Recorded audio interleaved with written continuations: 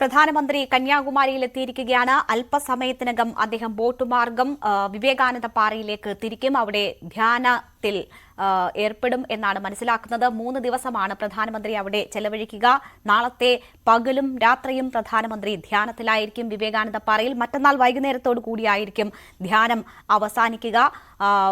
7ാം ഘട്ടം വോട്ടെടുപ്പ് തീരുന്നതിനോടടുപ്പിച്ചായിരിക്കും പ്രധാനമന്ത്രിയുടെ ധ്യാനം പൂർത്തിയാവുക. എന്തായാലും എല്ലാ ഒരുക്കങ്ങളും പൂർണ്ണമാണ്. അവിടെ അതീവ സുരക്ഷയാണ്. നാളെയും മറ്റന്നാളും ഒക്കെ അവിടെ സന്ദർശന വിലക്കും ഏർപ്പെടുത്തിയിട്ടുണ്ട്. ഇപ്പോൾ അവിടെ ക്ഷേത്ര ദർശനത്തിലാണ് പ്രധാനമന്ത്രി. അതിനുശേഷമായിരിക്കും അദ്ദേഹം പുറപ്പെടുക എന്നാണ് മനസ്സിലാക്കുന്നത്.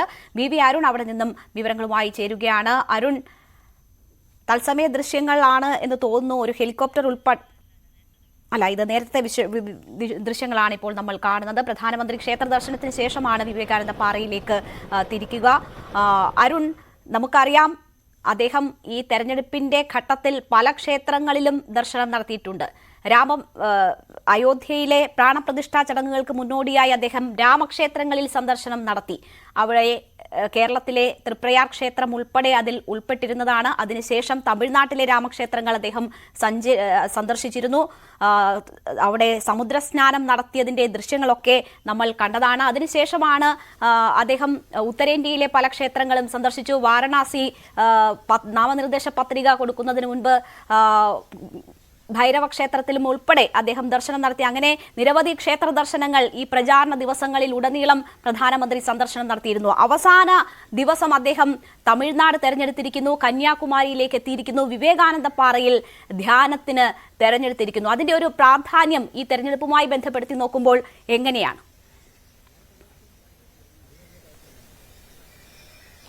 തീർച്ചയായിട്ടും പ്രധാനമന്ത്രിയുടെ മണ്ഡലത്തിൽ വാരണാസിയിൽ തെരഞ്ഞെടുപ്പ് നടക്കുന്നതിന്റെ തലേദിവസം അദ്ദേഹം ഇവിടേക്ക് എത്തുന്നത് അത് നിശബ്ദ പ്രചരണത്തിന്റെ തൊട്ടു കുറേ നാൾ കൂടിയാണെന്ന് ഏറ്റവും പ്രധാനപ്പെട്ട കാര്യമാണ്.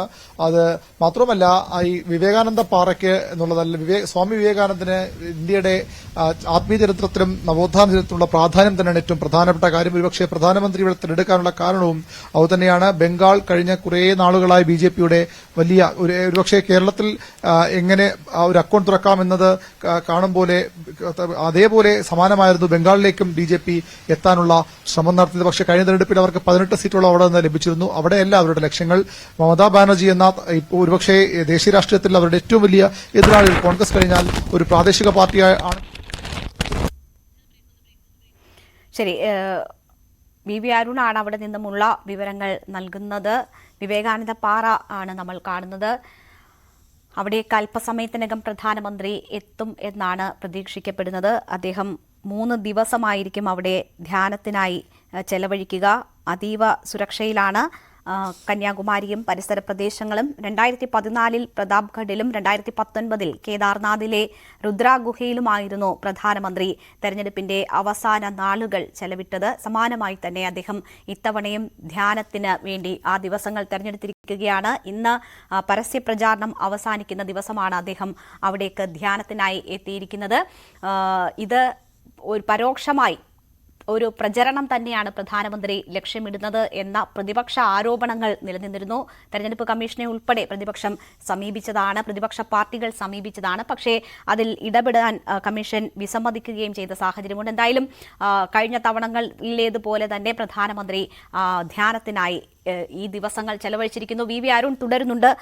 അരുൺ പറഞ്ഞു വന്നത് പൂർത്തിയാക്കാം. അതുതന്നെയാണ് ബംഗാൾ എന്നത് ബിജെപിയുടെ നരേന്ദ്രമോദിയുടെ വലിയ ലക്ഷ്യങ്ങളിലൊന്നാണ്. ബംഗാളിൽ കേവലം സീറ്റുകൾ നേടുക എന്നുള്ളതല്ല, ബംഗാൾ ഭരണം പിടിക്കുക എന്നുള്ളവരുടെ പ്രധാന ലക്ഷ്യങ്ങളിൽ ഒന്നാണ്. അത് ലക്ഷ്യമിട്ടുകൊണ്ടുള്ള നീക്കങ്ങളാണ് പ്രധാനമന്ത്രിയും ബിജെപിയും ഒക്കെ നടത്തും. അതുകൊണ്ട് തന്നെയാണ് സ്വാമി വിവേകാനന്ദനോട് ഒരുപക്ഷെ രവീന്ദ്രനാഥ് ടാഗോറിനുള്ളത് പോലുള്ള വലിയ ആരാധന, വലിയ തങ്ങളുടെ നാട് രാജ്യത്തിലെ ഏറ്റവും മൂല്യമേറിയ വ്യക്തികളിലൊന്നായി ഇപ്പോഴും ബംഗാളികൾ കാണുന്ന ഒരാൾ സ്വാമി വിവേകാനന്ദനാണ്. അതുകൊണ്ട് തന്നെ ആ ബംഗാളികളുടെ മനസ്സിലേക്ക് കടന്നു കയറാനുള്ള പ്രധാനമന്ത്രിയുടെ ഒരു നീക്കമായി കൂടി ഇതിനെ കാണുന്നവരുണ്ട്. അതാണ് ഈ അവസാനഘട്ട തെരഞ്ഞെടുപ്പിന്റെ തലേനാൾ, അതായത് അവസാനഘട്ട തെരഞ്ഞെടുപ്പിന്റെ തൊട്ട് തലേനാൾ അദ്ദേഹം ഇവിടെ വിശുദ്ധ 11 ദിവസം വിവേകാനന്ദ പാറയിലേക്ക് വരുന്നത് സ്വാമി വിവേകാനന്ദനോടുള്ള അദ്ദേഹത്തിന്റെ ഒരു താല്പര്യം അല്ലെങ്കിൽ ആ ഒരു ലക്ഷ്യം കൂടി ഇട്ടുകൊണ്ടാണെന്നുള്ള ഒരു വിലയിരുത്തലുകൾ വളരെ ശക്തമായി തന്നെയുണ്ട്. അതുകൊണ്ടാണ് പ്രതിപക്ഷ കക്ഷികൾ അതിനെ അത്രയധികം എതിർക്കുന്നത്. അതുകൊണ്ടാണ് പ്രദേശ കക്ഷികൾ പ്രധാനമന്ത്രിയുടേത് പൂർണ്ണമായും രാഷ്ട്രീയ നീക്കമാണെന്ന വിലയിരുത്തലുകളുമായി ഉള്ളത്. ഏതായാലും അല്പസമയത്തിനകം പ്രധാനമന്ത്രി ഇവിടേക്ക് എത്തുമെന്ന സൂചനകളാണ് ലഭിക്കുന്നത്. അല്പസമയത്തിനകം ഒപ്പം തന്നെ വലിയ രീതിയിലുള്ള പ്രതിഷേധങ്ങൾക്കും ആഹ്വാനം ചെയ്യപ്പെട്ടിട്ടുണ്ടായിരുന്നു. മോദിയുടെ ധ്യാനം തടയുന്നില്ല എങ്കിൽ സമാനമായ നിലയിൽ ധ്യാനത്തിൽ ഏർപ്പെടും എന്ന് തമിഴ്നാട് കോൺഗ്രസ് കമ്മിറ്റിയും മറ്റും പ്രഖ്യാപിച്ചിട്ടുണ്ടായിരുന്നു. ഇനിയിപ്പോൾ എന്തായിരിക്കും രാഷ്ട്രീയ പാർട്ടികളുടെ നീക്കം?